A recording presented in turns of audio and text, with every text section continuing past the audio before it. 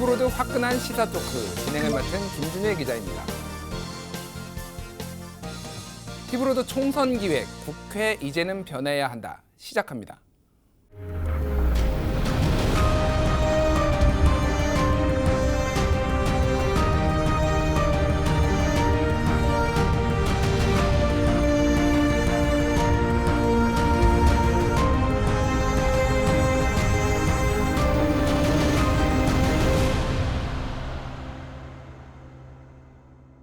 화끈한 시사 토크는 총선을 앞두고 국회 이제는 변해야 한다를 통해 대한민국의 국회 문제점을 진단하고 변화의 방향을 모색하고 있습니다.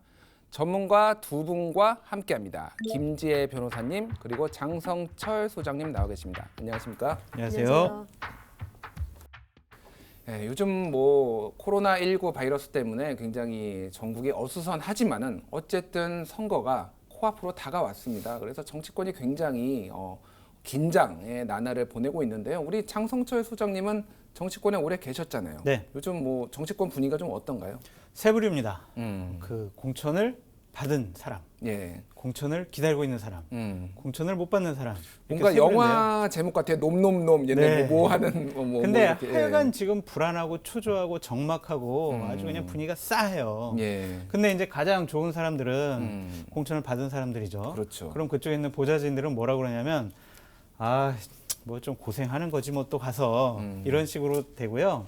못 받은 의원은 죄인처럼 그냥 가만히 있어요. 그러면서 이제 다음번에는 어떻게 어느 방으로 가지? 직장 알아보는 그런 거고, 이제 기다리는 의원 같은 경우에는 이제 수능 시험을 보고 성적표를 받아보는 고3 수험생처럼 그냥 불안하고 초조해가지고 아주 그냥 떨리는 마음으로 기다리는 거죠. 그래서 그렇군요. 세 가지 부류가 있습니다. 그렇군요. 저는 예. 그 세 방 다 경험해봤습니다. 세 방 다 경험을 해보셨군요. 예, 저희 의원님이 공천 못 받기도 하고 예. 받기도 하고 계속 기다려보기도 하고. 보좌진들이 이동도 많이 하더라고요. 의원이 많아요. 바뀌면은. 그럼요. 기본적으로 지금 뭐 컷오프되고 출마를 못하는 쪽 보좌진들 같은 경우에 예. 지금부터 어떻게 하냐면 이제 공천을 받아서 새롭게 공천을 받아서 출마하려는 분들 있잖아요. 예, 예. 그분들 어쩌면 사람이 필요하잖아요. 그렇죠. 그래서 그분들에게 연락을 해서 이제 자리도 알아보고 그러고 있습니다. 그렇군요. 어수선할 수밖에 없네요. 공천과 관련해서 속속 여러 가지 이슈가 나오고 있는데 우리 김지혜 변호사님은 요즘 총선 이슈 관련해서 공천 이슈 관련해서 어떤 게 좀 많이 눈에 띄셨나요? 저는 일단은 그 민주당 중진 의원들의 대거 공천 탈락. 그렇죠. 이게 사실은 뭐 예를 이종걸 의원이라든지 예. 유승희 의원이라든지 신재건 뭔가 굉장히 이슈가 많이 돼야 되는데 코로나19에 자꾸 묻혀서 이슈가 되고 있지 않은 것이 참 매우 흥미로운 이슈다라는 생각이 그러니까요. 듭니다. 예. 사실은 그분들이 만약에 이제 민주당의 일당이 되면은 차기 국회의장감이다 이런 얘기들이 있었던 분들이 지금 다 공천을 못 받았잖아요. 예, 굉장히 큰 그렇죠. 이슈인데 사실은. 네네. 예. 근데 또 한 가지가 있다면은 그 김영호 공관위원장의 어떤 그런 매서운 칼날. 예. 예, 그래서 그 보수 진영 의원들이 이제 대부분 아침에 일어나서 그 김영호 위원장으로부터 전화가 와 있는지 안 와 있는지 예, 확인을 하고 예. 누구는 이제 안도의 한숨을 쉬고 누구는 굉장히 긴장한 상태로 이제 위원장을 만나러 가고 뭐 이랬다라는 그런 소문이 돌고 있어서 이제 매일매일 이제 이슈가 나오면서 이제 누구가 컷오프를 당하고 누가 또 살아남는지 이런 것들을 확인하는 좀 재미가 있었던 것 같습니다. 그렇군요. 어우, 재미라고 그러셨어요. 지금 당사자들은요, 지금 거의 뭐 사형수 그런 분위기일 거예요. 그 주호영 의원 같은 경우에 그랬잖아요. 매일 아침에 나는 내 목이 붙어 있나 내가 좀 확인하는 게 일이다. 예. 그럴 정도로 의원들은 공천을 앞두고는 아주 살얼음판 걸어요. 예, 알겠습니다. 총선을 앞두고 각 정당에서는 부지런히 공천 결과를 속속 발표하고 있습니다. 오늘의 화끈한 시사 토크 정당별 공천 전략부터 공천 이슈까지 하나씩 짚어보도록 하겠습니다. 공직선거 후보자 추천은 정당의 가장 중요한 기능 중 하나입니다. 1954년 제3대 국회의원 선거에서 정당 공천이 시작된 이후 각 정당의 후보자 추천 과정은 선거철마다 주요 뉴스가 됐습니다. 21대 국회의원 선거를 앞두고 어김없이 불어온 공천 바람. 새로운 해가 시작됨과 동시에 여야는 공천관리위원회를 구성하고 투명하고 엄격한 공천 심사를 다짐했습니다. 이번 선거는 우리 민주주의 역사에서 가장 중요한 선거가 될 것입니다. 저부터가 공천의 과정이 곧 선거의 결과라는 마음가짐으로 치열하게 심사에 임하겠습니다. 정치 신인이 진입 장벽 때문에 턱을 넘지 못하는 이런 일은 없도록 해야 되겠다. 이후로 한 달여 이상이 지나며 총선 후보 선정에 속도를 내며 칼바람과 역풍이 교차하는 시점. 화끈한 시사 토크는 본격적인 선거 체제로 전환 중인 정당별 공천 전략을 분석하고 바뀌는 정치, 새로운 국회를 위한 공천의 방향키를 제안합니다. 예, 우리가 지금 너무 익숙하죠. 정당에서 공천관리위원회를 구성을 하고 그래서 공천을 할지 말지, 컷오프를 할지, 경선을 붙일지 이런 거를 결정하는 시스템. 근데 이게 대한민국의 역사상 처음부터 이렇게 있었던 것이 아니라는 얘기들이 나옵니다. 그래서 먼저 공천의 역사, 변천사에 대해서 좀 제도적으로 좀 짚어보려고 하는데요. 김재희 변호사님, 예. 이게 지금의 시스템이 옛날부터 있었던 건가요?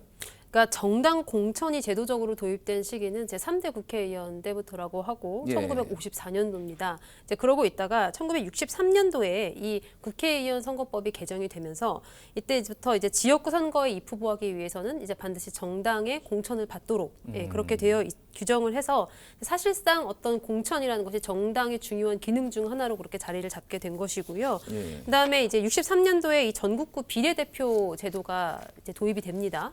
이제 그렇게 되면은 더더욱 이 정당 지도부의 힘이 강해지는 것이죠. 비례대표 같은 경우에는 어떤 중간 공천 절차를 거치지 않고도 이제 바로 입후보가 가능하기 때문에 지도부가 어떤 선택을 하느냐가 이제 굉장히 중요하게 작용할 수밖에 없는 그런 상황이고요. 19년도 선거법이 개정이 되면서 이 비례 후보 선발 절차를 또 이제 제도화하기는 했는데 이 제도화를 통해서 이제 과연 투명성이 강화될 것인지 조금 지켜봐야 될 것 같습니다. 그 공천 과정이 어떤 정당 민주주의 그리고 국회의원들의 개인적인 자율성하고 굉장히 밀접하게 연결이 되어 있지 않나 생각이 드는데요.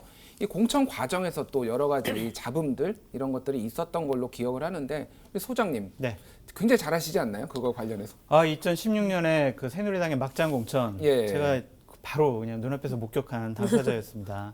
그때 당시에 혹시 예. 그 당사자인 모 이양- 의원실에 계시지 않으셨나요? 네, 뭐 저희 당 대표실에 있었고요. 예, 예. 당 대표랑 그냥 매일 아침 모여가지고 매일 아침부터 밤까지 모여가지고 예. 아니 도대체 이양구 공관위원장은 도대체 왜 이렇게 공천을 하나? 예. 청와대는 왜 이러나? 그런 대책 회의를 했던 기억이 납니다. 당시에는 청와대가 개입을 했죠, 공천을. 예, 예. 당시에 대통령께서 진실한 사람들만 당선됐으면 좋겠다. 뽑아달라, 국민 여러분. 예. 그렇게 호소를 하신 이후에 진박 간별사가 등장했어요. 그러니까요. 좀 병아리 간별사 생각만 했었지 진박 간별사는 예. 그 당시에 상상도 못했었는데 그러면서 몇몇 의원들이 이 사람은 진실한 사람이다. 진실하게 대통령을 모실 사람이다라면서 추천을 하기 시작을 했죠. 그래서 다른 사람 필요 없고 박근혜 대통령의 뜻을 따르는 예. 그러한 90명만 이번에 총선에 당선돼도 우리는 총선에서 일당이 되지 않아도 괜찮다. 그런 인식을 가졌어요. 그렇기 때문에 이한구 공천관리위원장을 박근혜 대통령이 임명을 했고 예. 원래 그건 당에서 임명을 해야 되는데 밀어붙였어요. 그래서 어쩔 수 없이 예. 받아들였었고 그분이 끝까지 이제 유승민 파동 예, 예. 그런 것으로 인해서 그 당시 새누리당의 공천은 역대급 막장 공천이다. 그런 식의 평가를 받았고 결국에는 122석을 얻어가지고 일당을 민주당에 뺏겼죠. 한석 차이로. 예, 예. 그런 그래서 어쨌든 역풍을 받았다고 볼 수밖에 없습니다. 당시에 옥새 파동도 있었죠. 뭐 소위 말하는. 예. 당시에 이제 선관위에 국회의원 후보자가 등록이 되려면 당대표의 직인이 필요해요. 예, 예. 그래서 김무성 대표가 아니 이 대여섯 명은 도저히 내가 직인을 못 찍겠다. 공천관리위원회에서 아무리 후보자를 선정을 해도 나는 도저히 이 사람들을 받아들일 수 없다라고 하면서 옥새는 직인은 총무국에 두고 예. 그 본인의 지역구인 영도로 내려갔죠. 그래서 당시 화면 찾아보시면 영도 다리에서 머리카락 휘날리면서 또 이렇게 바다를 바라보는 예. 그런 모습도 보였었는데요. 아무리 생각해도 지금 왜 그 당시에 집권 세력이 그랬는지 뭐에 씌어서 이제 그런 일이 발생하지 않았나. 결국에는 오만했거든요. 그렇군요. 왜냐하면 예. 우리가 이렇게 공천을 해도 결국 국민들은 우리를 찍어줄 거야라고 생각을 했어요. 맞습니다. 왜냐하면 여론조사를 보면 잘 나왔거든요. 예. 항상 지금처럼 지금 민주당처럼 한 40% 정도 이상 나왔고 민주당은 국민의당하고 분열됐잖아요. 예. 그래서 우리는 어떻게든 선거에 이길 수 있다라는 그런 오만한 것을 국민들께서 심판하셨다. 저는 그렇게 평가해 봅니다. 그렇군요. 당시 새누리당 그때 뭐 관계자들의 얘기를 보면 180석 얘기를 하면서 뭐 과반은 당연한 것 아니냐 이런 분위기가 좀 있었어요. 그래서 지금 어쨌든 중요한 교훈을 남겼습니다. 오만하면은 문제가 생긴다. 지금 공천 과정 그때와 비교하면은 좀 어떻게 보시나요, 김재희 변호사님? 저는 대오각성 중이라고 생각을 합니다. 예, 일단은 약간 그동안 막말 파문이 일었다거나 굉장히 좀 평판이 안 좋았던 의원들이 대거 탈락이 됐어요. 뭐 김순례, 민경욱, 이은재, 홍일표, 뭐 네. 윤상현, 이혜훈 이런 분들 과감하게 컷오프 시켰죠. 이제 그리고 나서 스스로 출마하지 않겠다라는 불출마 선언을 한 분들 대부분 친박계예요. 그래서 뭐 정종섭, 유기준, 뭐 김무성, 한성교 뭐 등등등 해서 그렇기 때문에 굉장히 그 나름대로 박근혜 전 대통령의 흔적을 지우려는 어떤 공천관리위원회의 노력이 있었다라는 그런 생각이 좀 들고요. 그런데 이제 새로 들어온 인재 영입은 근데 그렇게 참신하지는 못한 것 같아요. 그래서 약간 좀 조용하게 흥행이 조금 안 되고 있는 그런 인재 영입은 아닌가라는 생각을 좀 해보긴 하는데 이제 그럼에도 불구하고 국민들이 볼 때는 어느 정도 좀 혁신을 꾀하고 있고 자기 반성의 모습이 보인다라는 그런 측면이 있지 않나 생각해봅니다. 더불어민주당도 좀 비판해 주세요. 아까 우리 모두 화면에서 원혜영 공관위원장의 말을 우리가 브리핑 해드렸잖아요. 예, 예. 그런 걸 보면 거기는 그냥 무난히 관리하는 사람 이런 것이고 한국당 같은 경우에는 공천을 칼을 휘두르라라는 차원에서 이제 김영호 공관위원장을 선임을 했는데 김재희 변호사님께서는 상당히 우호적으로 평가를 했지만 전 그렇게 생각 안 합니다. 지금 그렇군요. 상당히 문제가 많아요. 예, 제가 두 분께 그러면 좀 질문을 드려야 될 것 같아요. 이 타이밍에. 자, 각 당, 각 당이라고 하면 이제 두 당, 큰 거대 정당 두 당의 공천, 현재까지 공천 과정에 대해서 점수를 매긴다라고 하면은 몇 점씩 두 당에 대해서 다 점수를 좀 줘보시죠. 점수만 먼저 말씀드릴게요. 예. 그러니까 민주당 같은 경우에는 49점이에요. 49점. 왜 49점이죠? 50점 못 넘어요. 그러니까 긍정적이지 않다는 거고 예. 미래통합당 같은 경우에는 꽈락입니다. 30점 아래입니다. 과락이요? 네. 어. 전 그렇게 평가해요. 그렇군요. 우리 일단 뭐 이유는 잠깐 뒤에 들어보고 우리 변호사님 어떻게 네, 보세요? 저랑은 조금 다른데 저는 이제 미래통합당 같은 경우에는 80점 정도 주고 싶고요. 예. 예. 민주당 같은 경우에 70점 70점. 하겠습니다. 예. 네. 제가 학생이라면은 김지혜 변호사님 밑에서 배우고 싶습니다. 일단 점수 후하게 주는 분들 좋아합니다. 너무 짜게 주신 거 아닌가요? 일단 소장님, 왜 민주당은 49점이고 통합당은 30점입니까? 민주당 같은 거는 분열 없이 무난하게 공천을 하고 있어요. 근데 하지만 과연 지금 민주당 공천이 잘 되고 있냐? 그런 것에 대한 확신은 주지 못하고 있습니다. 두 가지 문제인데요. 예. 하나는 청와대 인사가 너무 많이 들어오는 것이 아니냐. 예. 이 당이 친문 인사들로 장악되는 것이 아니냐. 그런 의구심을 받을 수가 있고요. 예. 또 하나는 인재 영입 부분입니다. 예. 눈에 확 들어오는 분들이 없어요. 한 과연- 20호까지 했는데 1호부터 20호까지. 특별히 근데 기억나는 분 계세요? 원종건 씨 기억. 저도 그것만 기억나요. 그렇군요. 그러니까 예. 정말 이 대한민국과 국회를 발전시킬 수 있는 정말 좋은 인재를 집권 여당에서 영입을 했느냐? 자신할 수 없습니다. 그래서 저는 그 두 가지 이유 때문에 50점 밑으로 줬고요. 예. 그 통합당. 미래통합당 같은 예. 경우엔 지금 앞으로 분란이 너무나 많이 예견돼요. 음. 지금까지 보면은요, 저는 제일 중요한 게 당협위원장 컷오프를 너무 많이 했어요. 컷오프가 너무 과하다. 네, 지난 예. 1년 6개월 동안 예를 들면 지역에서 관리했던 사람들을 경선 기회도 주지 않고 잘라버렸어요. 근데 그분들이 대부분 젊은 분들이거든요. 그분들은 황교안 대표가 더우나 추우나 야 광화문에서 장애 집회하자 그러면은 당원들 모시고 일주일에 한 번씩 나와서 장애 집회하던 사람들이에요. 당의 충성을 다했던 사람들인데. 그렇죠. 근데 예. 그런 사람들을 경선 기회 없이 컷오프한다? 아까 김용우 위원장 그랬죠. 정치 신인이 그 문턱을 넘지 못하도록 하지 않겠다라고 했는데 지금 컷오프한 사람들은 대부분 다 그런 정치 신인들이에요. 중진들도 있지 않습니까? 이를테면 윤상현 의원 뭐 이런 분들도 지금 있잖아요. 그분들은 이제 다른 의미가 있죠. 친박에 아주 중심적인 역할을 했던 분이니까. 예. 근데 지금 대부분은 그런 정치 신인들이 컷오프 당해서 그분이 되게 문제다라는 생각이 들고 또 하나는 전략 공천이 너무나 많아요. 전략 단수 공천이. 예. 그럼 어떤 문제가 생기냐면요. 지역에서 상당히 오랫동안 활동했던 사람들이 무소속 출마할 수 있어요. 그렇군요. 아이 몰라, 열받아. 나 그냥 정치 안 해. 이제 나 그냥 마지막으로 한번 출마할 거야. 이런 생각할 수 있거든요. 그럼 분열이 돼요. 예. 그러면 여당은 한 명, 야당은 두세 명 그러면은 당연히 선거 이길 수가 없죠. 그렇군요. 저는 그런 선거 후유증이 나타날 수가 있고 또 하나 마지막으로는 김용호 퀴즈가 너무 이번에 많이 들어오고 있어요. 김용호 퀴즈. 그렇습니다. 오. 저희들은 공정하고 정말 깨끗한 공천을 할 줄 알았는데 예. 결국 김용호도 자기 사람 챙기는구나. 몇몇 사람들을 지금 그렇게 박아놓고 있는데 이제 이번 주 안으로 대구 경북, 부산 경남 공천할 거 아닙니까? 예, 예. 컷오프 많이 해요. 거기에 과연 누구를 채울 것이냐 그걸 주목해 봐야 되는데 자칫 잘못하면 큰 파장이 일어날 것 같습니다. 그렇군요. 알겠습니다. 어떻게 보면은 미래통합당에 30점이라는 짠 점수를 줬지만은 그거는 미래통합당에 대한 어떤 뭐 훈수, 조언을 좀 많이 해주신 것 같아요. 아닙니다. 그 욕한 점수. 겁니다. 욕한 거예요. 알겠습니다. 욕을 한 걸로 정리를 하고요. 우리 김재일 변호사님, 일단은 후하게 주셨어요. 80점, 70점. 네네. 예.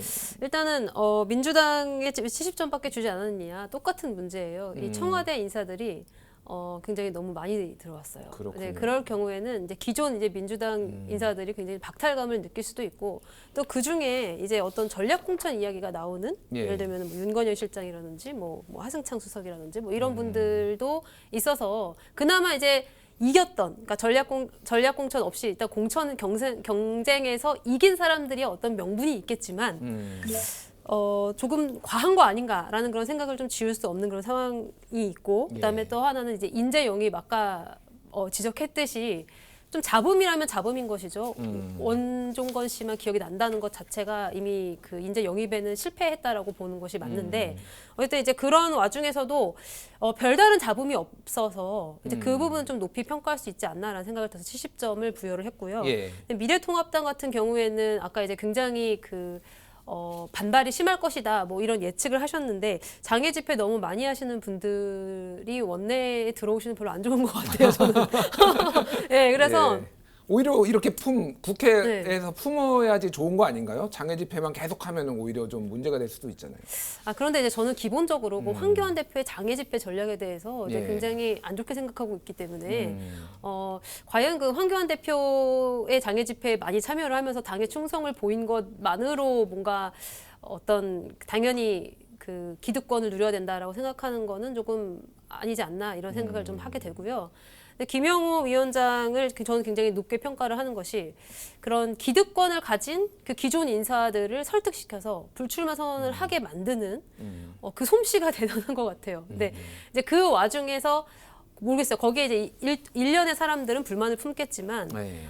밖에서 보고 있는 입장에서는 저기가 뭔가 되고 있다, 뭔가 되는 집 같다라는 그런 인상을 주기에는 좀 충분하지 않나라는 생각은 해봅니다. 그렇군요.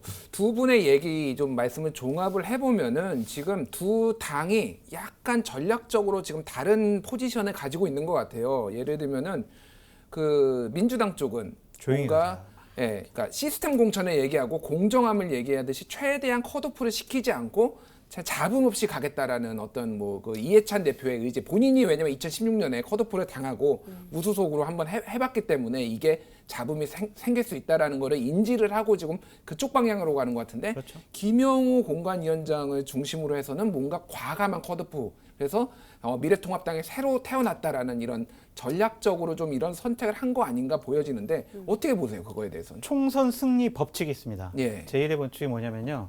물갈이 많이 한 쪽이 이긴다. 그런가요? 컷오프 많이 해가지고 현역 많이 날린 정당이 항상 이겼어요. 그렇기 때문에 이번에도 그런 전례를 보면은 미래통합당이 좀 더 유리한 고지를 선점하고 있지 않느냐 그런 예. 생각이 드는데 문제는 그거예요. 누구를 채울 것이냐. 비우는 것은 쉬워요. 예. 하지만 누구를 채울 것이냐. 누가 봐도 그래 저 사람은 될 만해. 그게 아니라 당신 사람 챙긴 거 아니야? 이런 의심을 받기 시작하면 지금까지 공천의 정당성은 다 사라지게 되고 공천 분란만 남게 됩니다. 그래서 저는 되게 위태로운 마음으로 지금 지켜보고 있어요. 지금 김영호 퀴즈가 너무 많이 들어오는 것 아니냐, 좀 위태위태한 마음으로 심정으로 지켜보고 계시다. 맞습니다. 그렇군요. 우리 김재희 변호사님은 어떻게 근데 생각하세요? 민주당 같은 경우에 그러니까 뭐 예전처럼 무슨 진박 간별 이런 게 있는 것은 아니지만 예. 지금 공천이 이루어지고 있는 과정을 보면은 결과적으로는 이 친문 순혈주의가 우세하게 작용하고 있는 거 아닌가라는 예. 그런 생각을 지울 수가 없는데 일단은 민주당 같은 경우에 권리당원 50%고 그다음에 일반 국민 그 여론이 50%잖아요. 예.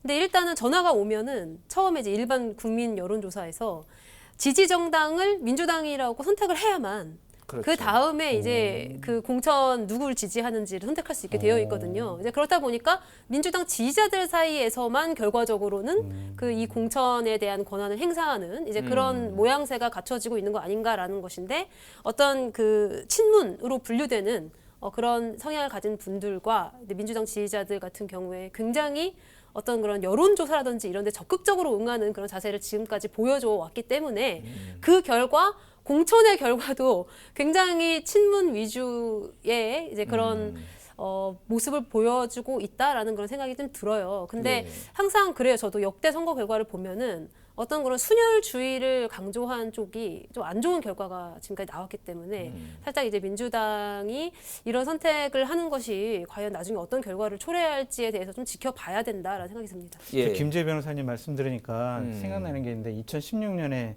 그 친박 간별사는 3명이었거든요. 예, 예. 근데 지금 친문 간별사는 그러면 되게 많은 다수네요. 이렇게 그렇죠. 권리당원이라든지 이런 분들이 아주 다수가 지금 친문 간별사 역할을 하고 계신다. 그렇게 저는 알아들었습니다. 친문 간별사. 네. 뭐 이미 뭐 민주당 얘기가 나왔으니까 좀 더 얘기를 해보죠. 지금 민주당에서 현역 의원 7명이 이제 뭐 낙선이라고 해야 되나요? 이제 경선에서 떨어졌는데 이분들이 대부분 친문 계열이 아니고 뭐 중도 성향의 분들이다. 그리고 뭐 다선 의원들, 뭐 이종걸 의원이랄지 뭐 이석현 의원, 사실은 차기 국회의장이나 부의장으로 이렇게 얘기가 나왔던 분들이 상당수 떨어졌어요. 네. 어떻게 보셨나요, 그걸? 그러니까 이거는 결국에는 민주당이 공천 들어가기 전에 하위 뭐 의원들 평가에서 하위 20% 컷오프 시킨다 예. 이렇게 했었잖아요. 예, 예. 결국에는 이렇게 지역에서 지지도와 인지도 이런 것들이 높은 분이 경선에서 떨어졌다는 거는 거기에 걸린 거예요. 그거에 대한 감점을 하위 받고 20%. 그렇죠. 거기서 예. 감점을 받고 상대방 신인은 가산점을 받으니까 그 이분들이 떨어진 거로 보여지는데 저도 저는 이 부분이 되게 궁금했어요. 과연 이분들이 당선만 되면 국회의장, 부의장, 당대표까지 할 분들이었는데 이분들의 결과가 어떻게 될 거라고 궁금했었는데 확실히 친문 간별사분들이 청와대 인사들과 또 문재인 대통령을 적극적으로 이렇게 옹호했던 분들을 선택을 한 것이 아니냐 그렇게 보여져요. 그렇군요. 어떻게 보시나요, 김재일 변호사님은? 자, 그렇다 보니까 얼마 전에 그 강서갑 이슈가 있었잖아요. 강서갑의 금태섭 예, 그렇죠. 의원 지역구에 김남국 변호사가 예. 도전을 했는데 뭐 이슈가 좀 있었죠. 예, 그 문제가 좀 있었는데 왜냐면 금태섭 의원이 민주당에서 차지하는 좀 독특한 지위 때문에 그런데 예. 금태섭 의원이 이제 민주당원들이 보기에는 이제 굉장히 반동분자에 가까운 것이죠. 그다음에 예. 공수처에 대해서도 이제 반대표를 던졌고 좀 지금 다른 목소리를 내온 그런 의원 중에 한 명인데 근데 또 외부의 시각에서 보자면 금태섭 의원의 존재라는 것 자체가 민주당 내에 당내 민주주의가 있다라는 사실을 대변해주는 이제 그런 역할을 하고 있는 것이 아닌가라는 네. 이제 그런 생각도 하게 되는데 금태섭 의원의 그동안의 그 주장이 그렇게 뭐 순리와 어긋나거나 근데 비합리적이거나 이러지 않았고 나름대로의 어떤 합리성을 갖춘 이제 그런 논리를 전개해 왔다라는 이제 그런 전제 하에서 살펴보면 이제 과연 이 금태섭 의원의 강서갑을 민주당이 어떻게 처리를 할 것인가. 예. 이게 굉장히 좀 초미의 관심사가 된 것이죠. 근데 그 와중에 이제 김남국 변호사가 사실은 이제 조국 이슈 때 이 조국 전 장관을 굉장히 옹호를 하면서 많은 민주당원들의 그 지지를 받게 됐는데 이제 예. 그런 김남국 변호사가 이제 강서갑에 도전을 하겠다. 이제 라는 이슈가 나오면서 굉장히 그 어떤 골수 친문으로 분류되는 당원들과 그다음에 그렇지 않은 당원들 사이에 보이지 않았던 어떤 갈등이 예. 강서갑 이슈로 착 증폭되는 이제 그런 모습을 보이기도 했는데요.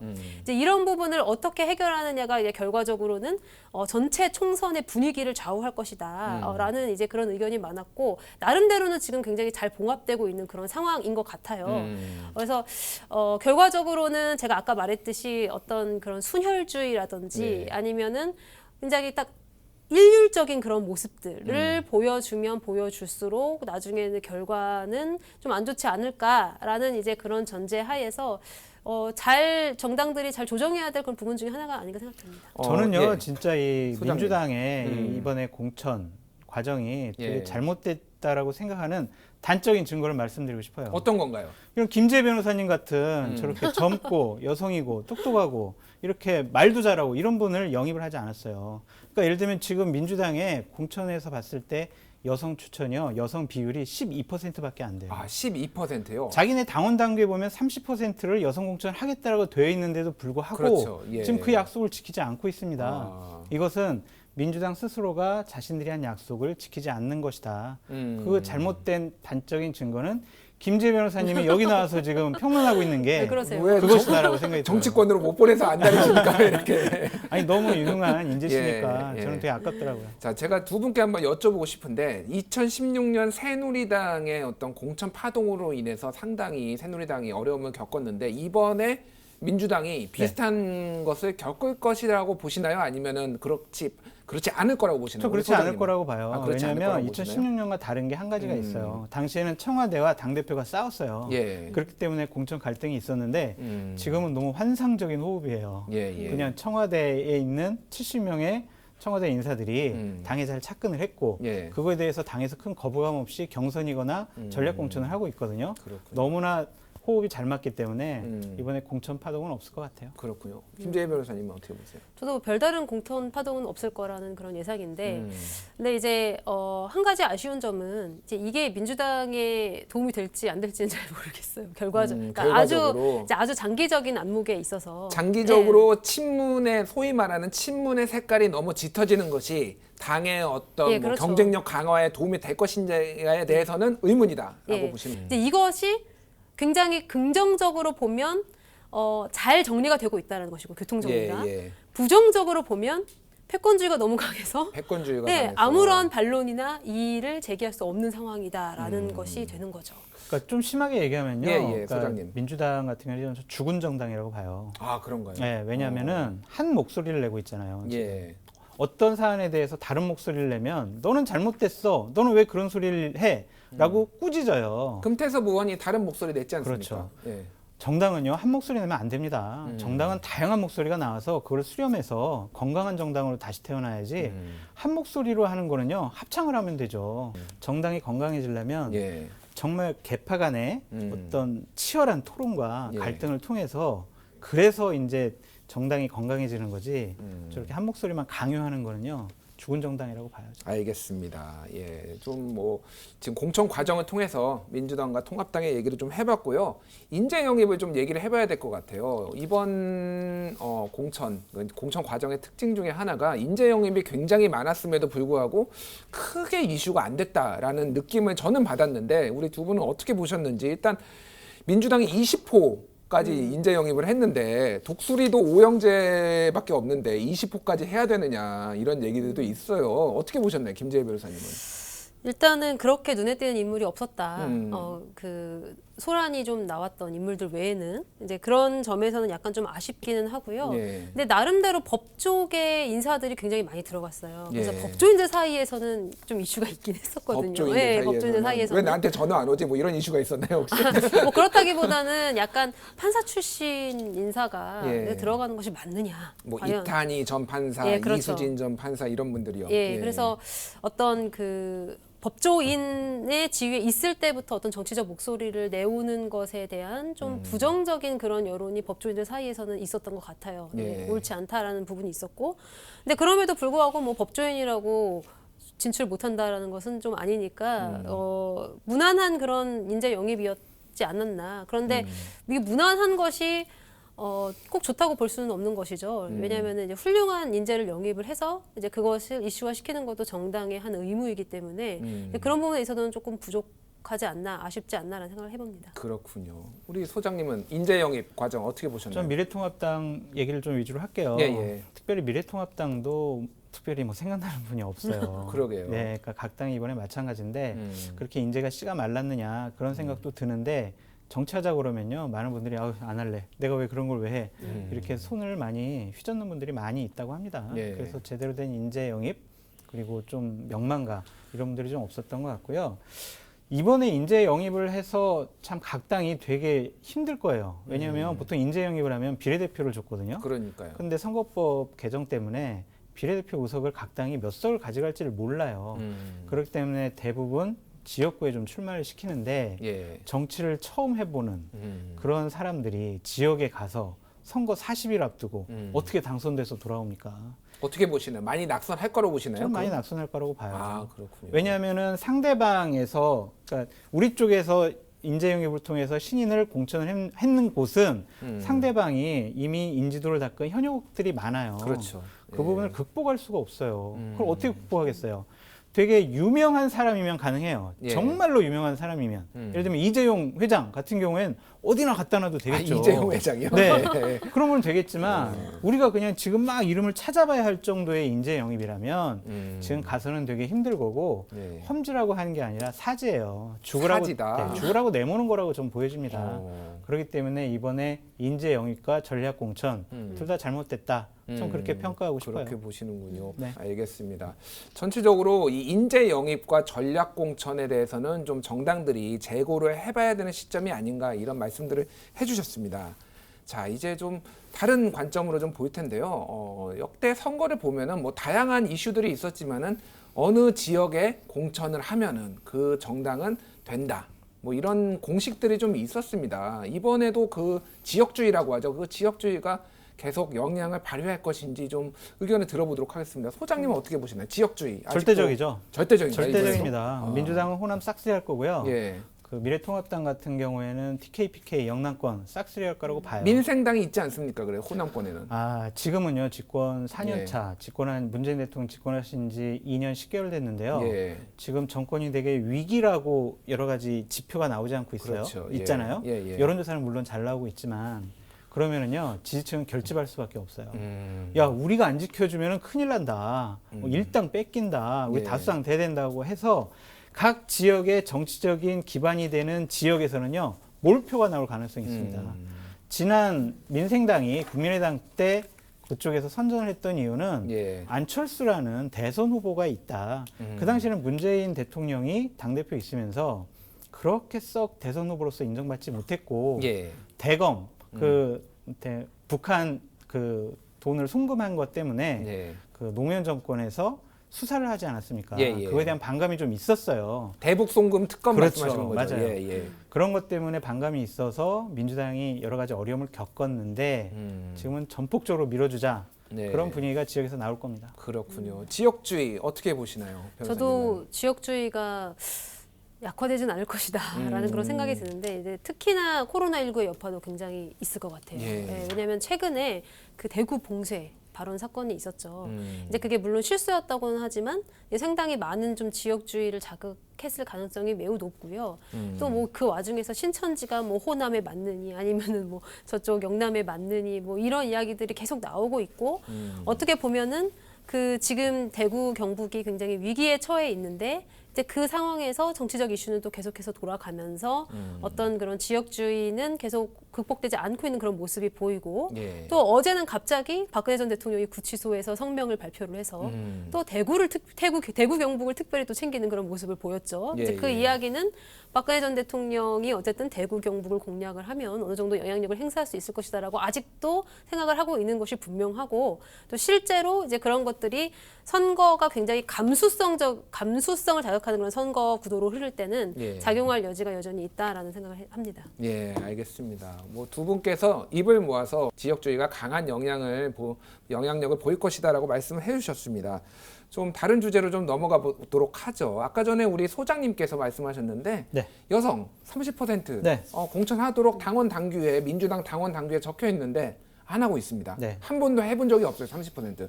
왜 안 되는 거고? 왜 청년 뭐 여성 뭐 아니면 뭐 비례성을 강화하겠다라고 하면서 왜 그게 안 될 수밖에 없는 이유가 뭐가 있을까요?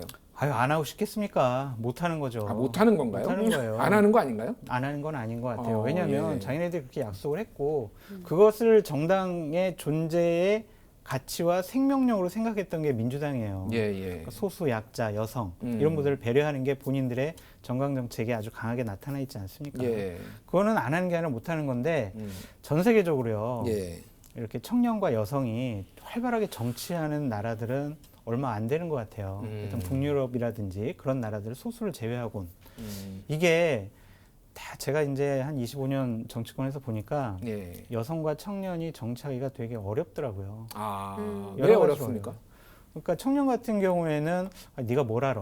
아. 그러니까 지역에 가면은요, 실질적으로 공천을 예. 하면요, 이제 한 30대 정도만 돼도 아이, 저렇게 어린 사람이 어떻게 출마하게 됐지 이래요. 정치권에서는요, 예. 50대가 넘으면은 50대 간 넘으면은요, 저 사람은 이제 젊은 정치인이에요. 그러니까 새로운 사람, 젊은 정치인. 아니, 이렇게 된다니까요. 제가 실제로 지금 뭐 미래통합당에서 이제 자유한국당 때 제정된 거지만은 만 45세 이하면은 맞아요. 청년이라고 해서 그럼 한국 나이로 75년생 생일이 지나지 않은 사람이면 청년이거든요. 그러니까 그게 정치권에서 예. 바라보는 것과 일반 국민들이 바라보는 청년의 나이가 좀 다른 것 같아요. 예. 또 자기의 역량과 별개로 정쟁이 벌어지면 또 앞장서서 해야 되는데 그게 그렇죠. 참 몸에 맞지 않는 옷을 입은 것 같은 힘듦이 있습니다. 상임위를 보세요. 상임위 예. 활동할 때 각 당이 막 상대편에 앉아가지고 막 삿대질하고 소리 지르고 막 싸우잖아요. 예. 거기에 가만히 있어봐요. 옆에서 툭 쳐요. 빨리 한 소리 해. 이런 식으로 한단 말입니다. 예. 그러니까 이게 정말 전문가, 점잖고 우리에게 꼭 필요한 그런 분들이 적응하기가 힘든 곳이다. 그렇군요. 그래서 오면은요, 풍토병처럼 말라 죽는 것 같아요. 좋은 분들이. 풍토병까지 얘기가 나왔는데 우리 김재혜 변호사님은 어쨌든 뭐 여성이고 네. 어떻게 보면 청년에 가까운 뭐 가까운. 가까운 예. 정치권의 기준으로 보면 청년이죠 어쨌든. 네. 예. 어떻게 보시나요? 그러니까 청년과 여성을 영입하기가 매우 힘들 거라는 건 저도 인정을 해요. 네. 왜냐면은 일단은 이겨야 되잖아요, 선거인데. 그런데 이길 수 있는, 그러니까 경쟁력 있는 그런 후보를 찾기가 만만치 않다라는 예. 거죠. 예. 이제 그거는 이 사회 전체의 인식 자체가 어떤 청년이나 여성에 대한 좀 신뢰가 없는 이제 그런 좀 이미지적인 그런 문제도 있고요. 예. 또 하나는 그러면은 어떤 신뢰받을 수 있는 실력 있는 청년이나 여성을 정당에서 시스템적으로 길러내야 된다라는 것인데 그거를 제대로 하지 못하고 있는 겁니다. 예. 예, 그래서 가장 중요한 거는 이렇게 아래 하부 조직의 기반을 닦고 그다음에 또 여러 인재들을 한 번에 양성해내는 어떤 그런 정치인 양성 시스템이 있어야 하는데 우리 계속해서 전략공천과 인재 영입만 남발을 하다 보니까 아예 길러낼 생각 자체를 안 하고 선거철이 와서 부랴부랴 청년이나 여성 정치인 할 사람을 찾다 보니까 막 찾아요 막. 다들 경쟁력이 없는 거야. 예. 네, 그렇게 돼버리면은 결과적으로는 영입도 못하고 뭐 후보로 출마도 못하고 이렇게 되는 거고 지금 거의 이제 여성으로 이제 처음 이제 정치하겠다라는 한 사람들 거의 사지로 내몰고 있잖아요. 그러게요. 그러니까 예. 어차피 이길 곳은 반드시 이겨야 되니까 여성을 보낼 수 없고 질 곳은 그냥 보낸다. 예. 그래서 머릿수 채우기 사실상 그런 거 아니냐 예, 얘기가 그렇죠. 나와요. 예, 공천에 그냥 숫자만 채우자. 뭐 이런 마음가짐이 계속 있는 한은 이런 매번 선거철마다 반복될 거라 생각합니다. 사실은 이게 뭐 도돌이표 같은 얘기예요. 인재를 못 길러내니까 인재 영입을 하는데 정치를 잘 모르니까 또 안 되고 뭐 이렇게 도돌이표 같은 건데 정당도 바뀌어야 되겠고 우리 국민들도 좀 뭐 어떤 바뀌어야 되지 않을까. 정치인을 바라보는 시각, 뭐 태도 이런 것도 좀 바뀌어야 되지 않을까. 안 바뀌어요. 안 바뀌네요. 왜 이렇게 보면 시니컬하시죠? 그 매번 바뀐다고 예. 그 정치권 스스로 자정작용, 예. 그다음에 개혁하겠다고 했는데 한 번도 안 바뀌었고요. 그렇군요. 국민 여러분들께서도 이번에는 제대로 투표해야지라고 말씀하시는데 예. 결국에는 당과 지역을 선택해서 투표하시더라고요. 그렇군요. 대통령제의 폐해입니다. 예, 알겠습니다. 예. 다음으로 좀 이슈를 넘어가도록 하겠습니다. 사실 지난해 3월, 2019년 3월에 이미 결정이 됐어야 될 선거구가 아직까지 지금 명확하게 결정이 안 돼서 논란이 있고 있는데요. 계산을 해보니까 한 48개 구 정도가 지금 이 선거구 획정으로 인해서 영향을 받는다. 일부 동이 떨어져 나가고 붙고 함으로써 굉장히 지금 혼선의 지금 총선판인데요. 어떻게 이게 변수가 될까요? 우리 소장님 어떻게 보시나요? 아니요, 이제 이거 변수 안 돼요. 간단하게 결정됐어요. 예. 그러니까 세종시를 2개로 늘리고 예. 군포를 하나로 줄인다. 딱 이것만 결정이 됐어요. 예. 그렇기 때문에 뭐 우리 언론에서 많이 봤지만은 뭐 강원도가 서울의 10배, 8배가 되는 그런 데로 늘어났다 이렇게 많이 하는데 예. 그런 다 없던 걸로 했고요. 아마 어제 이렇게 국회에서 획정위원회에 다시 권고안을 줬거든요. 예. 획정에서는 다시 그 권고안을 받을 수밖에 없어요. 예, 예. 그래서 그대로 될 것 같아요. 그대로 그래서 될 것으로. 복잡하게 생각 안 하셔도 될 것 같아요. 큰 변수는 아닐 것 같다 네. 이번 총선에. 근데 미래통합당은 유리하죠. 미래통합당 왜 유리합니까? 왜냐하면 군포 지역은 여태까지 한 번도 예. 미래통합당이 이긴 적이 없는데 예, 예. 두 곳이 한 곳으로 줄어요. 그러니까 의석수 하나 그렇군요. 줄어들죠. 예. 세종 같은 경우에는 항상 이제 미래통합당이 졌던 곳인데 예. 두 군데로 늘어나거든요. 예. 근데 그 중에 한 곳은 이제 김병준 위원장이 가는데 그건 한번 해볼 만하다. 해볼 만하다. 네, 그래서 저는 유리하다고 봐요. 그렇군요. 예를 들면 이게 법 위반이잖아요. 사실은 위반이죠. 작년 3월에 2019년 3월에 이미 획정을 했어야 되는데 결정을 했어야 되는데 못했으니까 아예 법으로 그때 못하면은 국회의원 개개인한테 벌금을 매긴다. 뭐 이런 법을 한번 통과시켜 보면. 그러니까 징계 조항이 있으면 돼요. 근데 이건 예. 징계 조항이 없어요. 그러니까 어. 국회의원들이 아무리 법을 어겨도 예. 아무런 영향을 안 받으니까 이런 식의 일을 하는 건데 김재 변호사님 저희 같이 한번 국회 청원 한번 내보시죠. 징계 조항을 만들자는 네. 국회 청원. 괜찮네요. 괜찮네요. 예, 네. 저희 화끈한 시사 토크가 적극적으로 밀어드리겠습니다. 예, 얘기를 좀 해봤고요. 자, 이제 공천은 어쨌든 뭐 아직은 뭐 진행 중입니다만 거의 다 이제 마무리가 된 것 같은데 어떻게 보시나요? 이제 이번 공천 결과를 쭉 보면서 앞으로 어느 당이 좀 더 잘 선전할 것이다 이런 거 좀 예상 가능하실까요? 그러니까 이제 아까도 말씀드렸듯이 미래통합당 같은 경우에는 가장 중요한 적이 지금 남아 있습니다. 예. 그러니까 대구, 경북, 부산, 경남 여기가 이제 이번 주 안에 결정하겠다고 했는데 예. 그 상황을 봐야 될 것 같아요. 예, 예. 아까도 말씀드렸듯이 컷오프하는 의원들 대신 어떤 사람을 채워넣을 것이냐 그것이 가장 중요해 보이고요. 흉흉한 소문 되게 많아요. 예. 네, 패널 분들 어떤 분 연락받고 넣었다, 이 사람도 넣었다, 가만 안 있는다, 뭐 별 소리가 다 많이 있거든요. 예, 예. 그런 것들이 과연 그렇게 벌어질지 한번 지켜봐야 될 부분 같아요. 음. 그리고 민주당 같은 경우는 뭐 별 무난하게 그냥 저 정도로 잘 끝날 것 같고요. 한국당 문제입니다. 한국당이 문제군요. 김재희 변호사님 어떻게 보시나요? 좀 예측을 좀 해보실 수 있을까요? 지금까지 공천 과정을 봤을 때? 그러니까 뭐 한쪽은 70점 주고 한쪽은 80점 줬잖아요. 근데 거의 비슷하다. 그러니까 예. 사실 국민들은 이제 신제품 출시 계절이 온 거잖아요. 약간 뭐 일종의 공천 맛집이 좀 있었으면 좋겠다 싶은 이제 그런 심정이 있는데 예. 별로 그다지 그렇게 확 끌리는 곳이 있다기보다는 이제 양쪽이 모두 다 이제 장단점을 이제 비등비등하게 지금 갖고 있는 그런 상황인 것 같아요. 그래서 굉장히 그 사이에 많은 변수들이 있을 것 같아요. 그래서 꼭 공천의 문제뿐 아니라 어떤 대외 관계라든지 아니면 코로나19 사태와 관련된 문제라든지 이런 것들이 굉장히 복합적으로 작용을 해서 결과적으로 지금 각 양 당이 한 공천 그 선택이 다 복합적으로 작용해서 나비 효과처럼 그렇게 결과를 도출해내지 않을까라는 생각을 해봅니다. 자, 이 공천 그 과정과 결과를 보면은 역시 당론에 잘 따르고 당에 충성을 잘한 사람들이 훨씬 더 공천에 유리한 것 아닌가 이런 생각이 드는데요. 이게 아까 전에 말씀하셨듯이 어떤 민주주의, 당 내부의 민주주의에는 역행하는 거 아니냐 이런 생각을 지울 수가 없습니다. 그렇죠. 목을 매는 거 어떻게 보시나요, 좀? 왜냐면은요, 예. 정당 공천을 받아야 당선될 가능성이 많기 때문에 당론을 따르려고 하고 예, 당 예. 지도부의 눈치를 살피는 겁니다. 예. 수치로 말씀드릴게요. 공천을 받지 않고 무소속으로 당선된 의원이 몇 명이나 되는가. 예. 2008년도에는요, 25석, 25석. 8.4%였어요. 예, 예. 2012년도에는 3명이에요. 3명이요. 1%였어요. 예. 2016년에는 11명, 11명. 3.7%예요.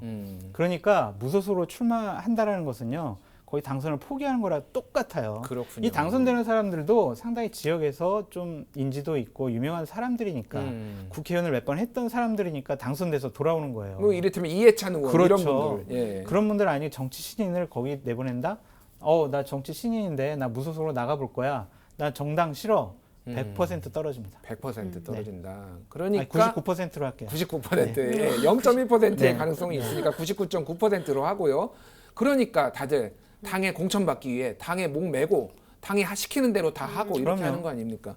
김재희 변호사님 어떻게 보세요? 이거? 그러니까 그 당에 충성을 다한다는 것이 그 당시에 당권을 쥐고 있는 그 사람에게 충성을 다한다라는 것이잖아요. 근데 사실은 그렇다고 보기는 굉장히 어렵죠. 그러니까 당에 충성을 다한다는 것이 어떻게 보면은 그 내부의 어떤 민주적인 질서라든지 분위기를 잘 형성해 나가고 있고, 그리고 또 되게 바른 토론과 그다음에 또 올바른 그런 의견 제시 이런 것도 전부 다 충성의 일종으로 우리는 봐야 한다라고 그렇게 교과서에서 배우면서 잘하잖아요. 예. 근데 예. 하지만 이제 현실적으로는 그렇지 않은 이제 그런 모습이 계속해서 나오고 있는데 그러니까 결과적으로는 이 하향식 공천을 개선하는 수밖에 없어요. 그러니까 결국 이제 뭐 유럽에 있는 뭐 프랑스라든지 아니면은 네. 뭐 독일식 그런 그러니까 하부에서부터 안 돼요. 그거.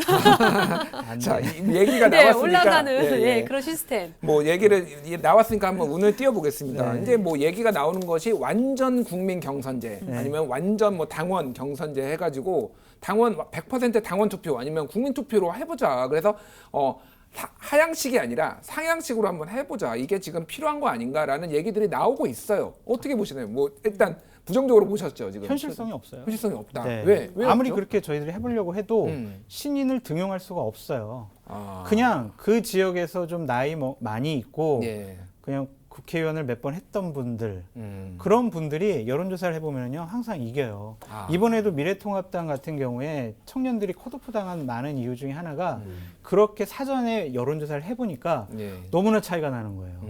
그래가지고 이게 공천이 안 된 거예요.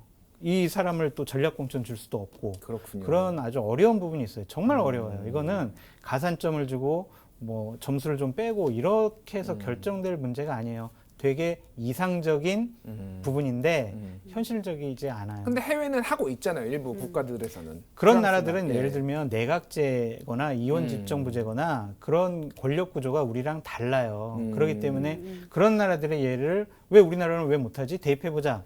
그거는 좀 여러 가지 병폐가 많이 나올 것 같아요. 그렇군요. 김재희 변호사님은 어쨌든 그럼에도 불구하고 좀 해봐야 되는 거 아니냐. 이대로는 안 된다라는 쪽이신 것 같아요. 예, 그렇죠. 시도는 해봐야죠. 네. 그러니까 문화적 요소가 굉장히 많이 작용을 해요. 예. 그러니까 지역 주민이에요, 제가. 그런데 우리 지역에 내가 지지하는 그 예를 들면 민주당이다. 그럼 민주당 지구당이 어디 있는지 다 몰라요. 아무도 몰라요. 예. 그렇죠. 그러니까 예. 지역에서 활동하는 정당 활동이 이제 거의 다 사멸화되어 있다라는 것이죠. 이제 그러니까 당연히 그 내부에서 정치 신인이 키워질 그런 가능성도 거의 없는 그런 상황인데 예. 이제 이거는 결과적으로는 정당 내부가 바뀌면 저는 가능해질 수도 있다라고 이렇게 생각을 하게 되는데, 그러니까 그 각 지역 정당의 역할이 굉장히 좀 중요하다. 근데 결과적으로는 자꾸 위에서 상향식, 그러니까 상향식이 아니라 하향식으로 계속해서 이렇게 지시만 내리고 각 당의 그 지역 당의 자율성을 보장해주지 않고 이제 이렇기 때문에 나오는 문제인데 결과적으로는 아까 지적하신 것처럼 이게 다 대통령으로부터 모든 명령이 하달되기 때문에 예. 발생하는 그런 현상이기도 해요. 그래서 그렇군요. 어떤 풀뿌리 민주주의라는 말 우리가 많이 쓰잖아요. 예, 예. 그래서 지역 우리나라 국민들도 마찬가지예요. 그래서 그냥 뉴스만 접하면서 어떤 그 정치를 인식하려고 하기보다는 내가 직접 어떤 지역 정치에 참여를 하고 예. 이제 거기서 스스로 커뮤니티에서부터 정치를 배워나가는 이제 그런 문화가 어떻게 하면 만들어질 수 있을까 고민을 하게 됩니다. 회의적이에요. 저는. 그러니까 한 가지만 더 말씀드리면 예. 그 신인들이 지역 정치하기가 되게 어려운 이유가 돈 때문이에요. 돈이요. 예. 지역 활동하고 뭐 사무실 하나 내놓으면요 한 달에 한 1,500만 원 정도 들어가요. 1,500만 원이네요. 네. 와. 왜냐하면은 뭐 사무실 구해야죠. 예. 거기서 일하는 분도 있어야죠. 그렇죠. 여러 가지 뭐 행사하면은 좀 다녀야죠. 자원봉사자들이 와서 해주면 안 되는 겁니까? 그게 되게 이상적인데 현실적이지가 않다니까요. 현실적이지 않아요. 누가 그냥 와서 자원봉사하겠어요. 음. 그렇지가 않습니다. 그러니까 현실과 이상을 결합을 시켜야 되긴 하는데 저는 예. 이제 현실을 너무 적나라하게 많이 봐서 예. 자꾸 우리 김재민 변호사님 말씀하시는 거에 제가 회의적이라고 얘기하는 게 죄송스럽긴 하지만 예. 정말 어려워요. 그렇군요. 알겠습니다. 현실이 어렵더라도 그렇다고 또 포기를 할 수는 없는 것 같아요. 어떻게 하면 이거를 개선할 수 있을까? 우리가 좀 머리를 맞대고 좀 좋은 방안을 찾아야 되지 않을까 생각이 됩니다. 자, 오늘 이제 뭐 또 마지막 시간이 왔어요. 네. 저 차가운 논리로 뜨거운 토크를 이어주신 여러분들 감사드리고요. 오늘은 공천이 되신 분, 못 되신 분, 기다리시는 분들 중 한 분을 향해 화끈한 한마디 부탁드리겠습니다. 먼저 장성철 소장님 한마디 해주시죠. 기죽지 마시고 화이팅 하십시오. 감사합니다. 너무 평범한 거 아닌가요? 전혀 화끈하지가 않아요. 그래요? 지금. 예. 알겠습니다. 기죽지 말고 최선을 다해달라는 말씀 해주셨고요. 우리 김재희 변호사님. 저는 이런 말 해주고 싶어요. 누군가는 기억하고 있고 그다음에 당신의 때가 올 것입니다. 감동적이에요. 그렇네요. 예. 저는 모 의원님이 페이스북에 남긴 이 얘기를 해보고 싶네요. 끝날 때까지 끝난 것은 아니다. 예. 그 말씀을 드리고 싶고요. 정당의 목적은 선거 승리를 통한 집권입니다. 국민이 기다리는 정치인은 약속을 지키고 소신을 지키는 인물입니다. 선거 승리에 집중하기보다는 국민이 기다리는 인물로 공천의 전략을 추가하기를 화끈한 시사 토크에서 제안해 봅니다. 저희가 준비한 내용은 여기까지입니다. 시청해주신 여러분 감사합니다.